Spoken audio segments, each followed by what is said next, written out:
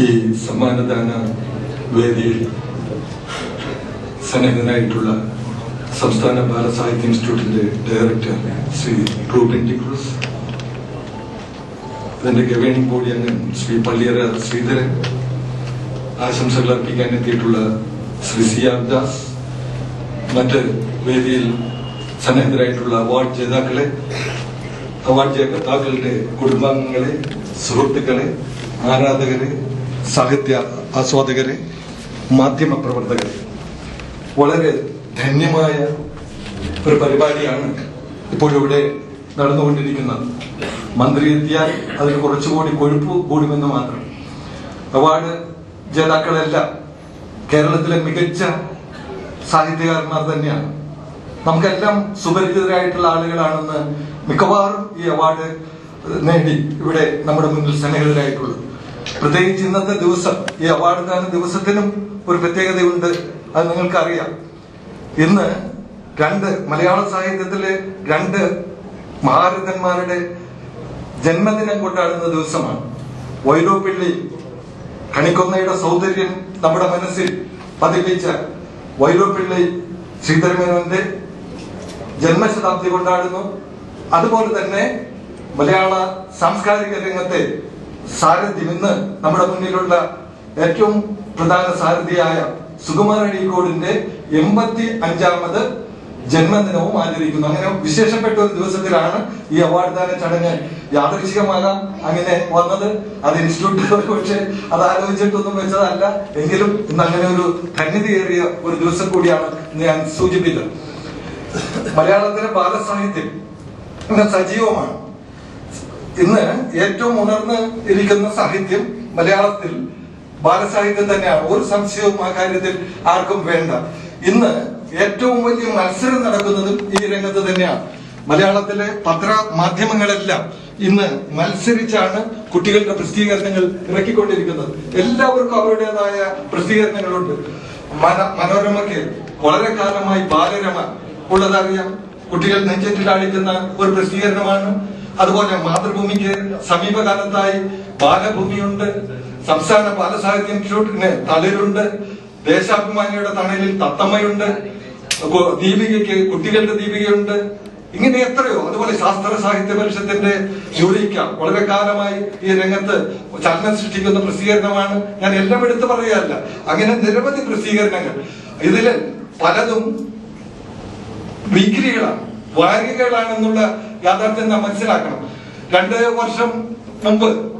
വർഷം മുമ്പ് ഇവിടെ ഒരു ബാലസാഹിത്യ സെമിനാർ, ഓൾ ഇന്ത്യ സാഹിത്യ സെമിനാർ കനകക്കുന്ന് കൊട്ടാരത്തിൽ നടന്നു. ഇപ്പോ വിവിധ ഭാഷകളിലുള്ള പ്രസാധകന്മാർ, പത്രാധിപന്മാരെല്ലാം അതിൽ പങ്കെടുക്കാൻ ക്ഷണിക്കപ്പെട്ടിട്ട് വന്നിട്ടുണ്ടായിരുന്നു. ശ്രീ റൂബിൻ ഡിക്രൂസ് തന്നെയാണ് അതിന് മുൻകൈ എടുത്ത് സംഘടിപ്പിച്ചത്. അന്ന് മഹാരാഷ്ട്രയിൽ നിന്ന് വന്ന ഒരു പത്രാധിപ അവർ പറഞ്ഞത്, ഞങ്ങളുടെ പ്രസിദ്ധീകരണത്തിന്റെ 60,000 കോപ്പി മാസത്തിലൊരിക്കൽ വിറ്റഴിയുന്നു. ഇന്ത്യയിലെ ഏറ്റവും മികച്ച, ഏറ്റവും സർക്കുലേഷനുള്ള ബാലസാഹിത്യ പ്രസിദ്ധീകരണം ഞങ്ങളുടേതാണെന്ന് അവർ അവകാശപ്പെട്ടത്. പാരോ ആനന്ദ് എന്നായിരുന്നു പേരെന്നാണ് എന്റെ ഓർമ്മ. അപ്പോ ഉള്ളാലെ ഞങ്ങളൊക്കെ ചിരിക്കുകയാണ് ചെയ്തത്.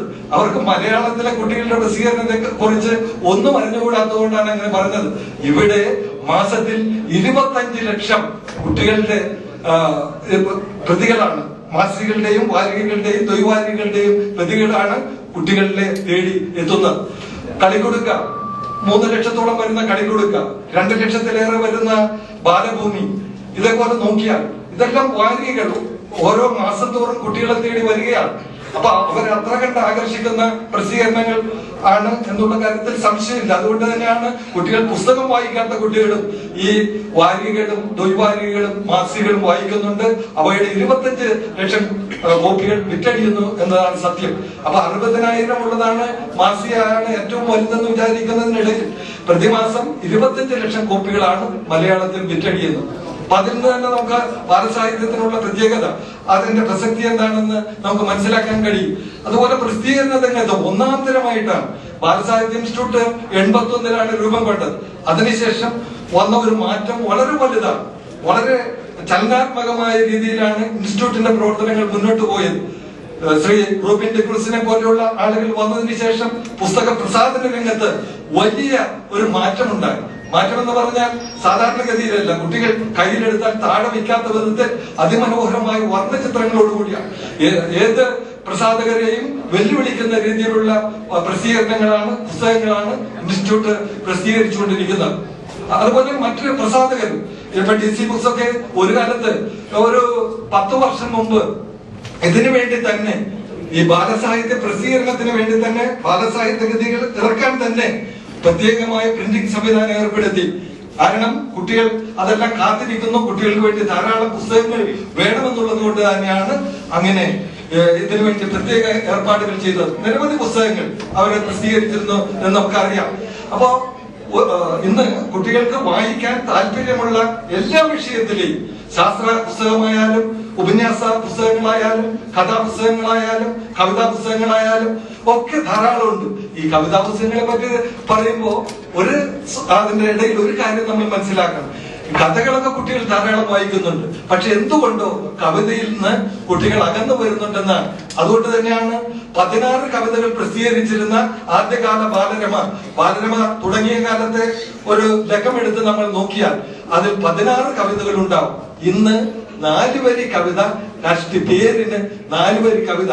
അതിന് കവിത എന്നൊന്നും പറയാൻ കഴിയില്ല, ആ രീതിയിലാണ്. ശങ്കരക്കുറുപ്പോ കുമാരനാശാനോ അല്ലെങ്കിൽ ഉള്ളൂരോ ഒക്കെ നമുക്ക് കാണിച്ചു തന്ന ബാലകവിതകളുടെ ഭംഗിയൊന്നും അതിനില്ല.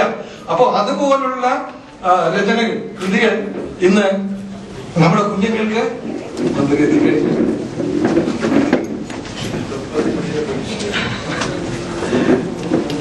അപ്പൊ അങ്ങനെ ബാലസാഹിത്യം സജീവമായി നിലനിൽക്കുന്ന ഒരു കാലത്ത് തന്നെയാണ് നമ്മുടെ അവാർഡ് ദാന ചടങ്ങ് നിർവഹിക്കുന്നത്. ഞാൻ നേരത്തെ സൂചിപ്പിച്ചതുപോലെ ഈ വേദിയിൽ ഇന്ന് ഈ സമ്മാനം ഏറ്റുവാങ്ങുന്നത് മലയാള സാഹിത്യത്തിലെ നവരത്നങ്ങളാണ്. 9 പേര് ഇവിടെ ഉണ്ട്. ഈ 9 പേരിൽ വളരെ അറിയപ്പെടുന്ന, മിക്കവാറും കുട്ടികളുടെ സാഹിത്യരംഗത്തേക്ക് കടന്നു വരാതെ ആദ്യമായിട്ടൊക്കെ കുട്ടികൾക്ക് വേണ്ടി എഴുതിയ ആളുകളുണ്ട്. പക്ഷെ അവരുടെ കൃതികൾ നന്നായി.